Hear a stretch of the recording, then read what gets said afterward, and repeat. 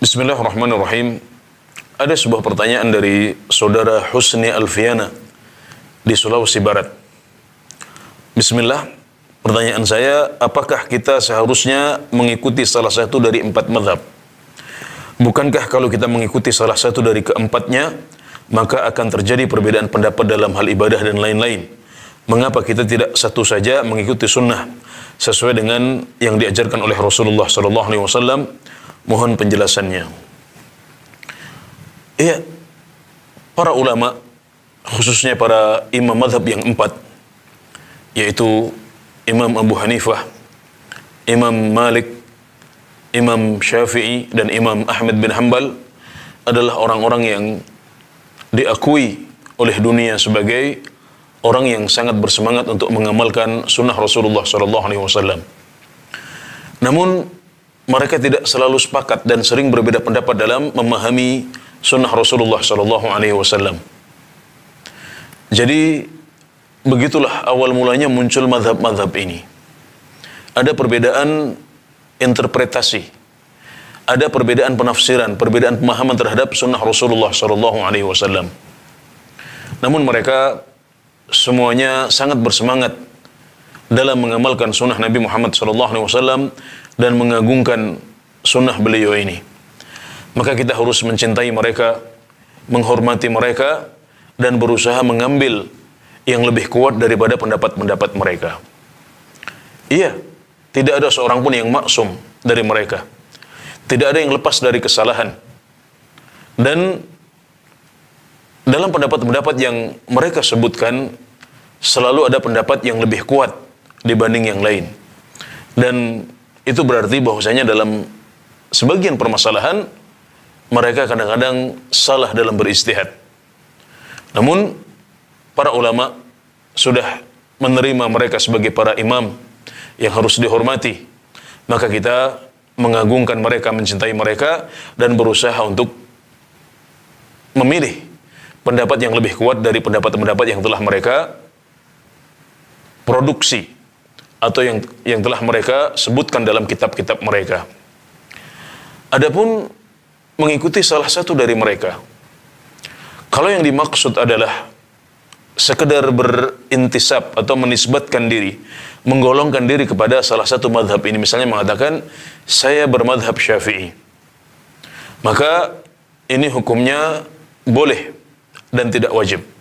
Ingat, hukumnya adalah boleh dan tidak wajib.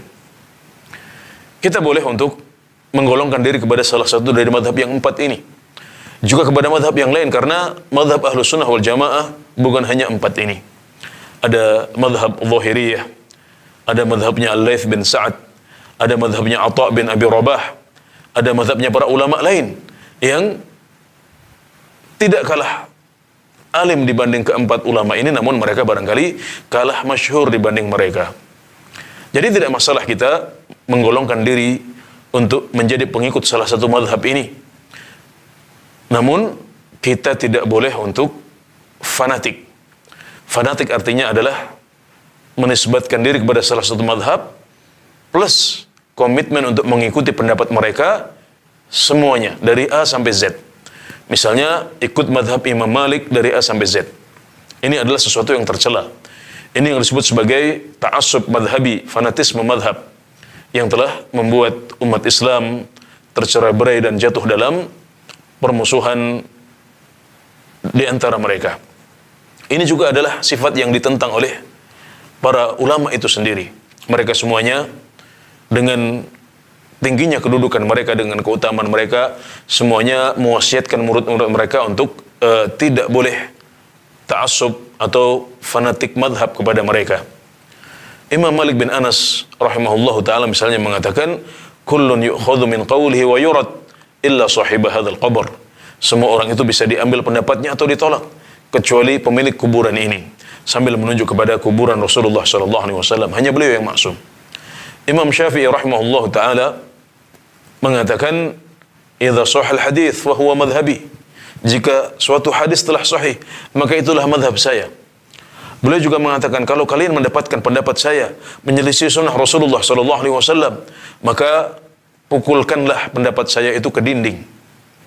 Karenanya tidak heran kalau banyak pengikut madhab Syafi'i, misalnya Imam Nawawi rahimahullah ta'ala, Ibnu Hajar al-Asqalani dan yang lain, mereka menyelisihi pendapat Imam Syafi'i dalam beberapa permasalahan fikih. Jadi intinya tidak masalah menggolongkan diri kepada salah satu madhab yang empat, bahkan madhab yang lain yang masih dalam lingkup madhab Ahlus Sunnah wal Jamaah. Namun kita tidak boleh untuk fanatik dalam arti bertekad untuk mengikuti salah satu madhab ini dari A sampai Z. Karena siapapun para imam kita, maka selalu ada pendapat-pendapat mereka yang lemah atau menyelisih sunnah Rasulullah SAW. Di sini kita harus mengedepankan apa yang ditunjukkan dan didukung oleh dalil-dalil dan mengalahkan mereka dalam masalah yang kita melihat pendapat para imam ini lemah di situ. Insyaallah dengan demikian kita akan bisa menjalankan ibadah dan mengamalkan Islam sesuai dengan apa yang telah dicontohkan oleh Rasulullah sallallahu alaihi wasallam. Demikian, wallahu a'lam.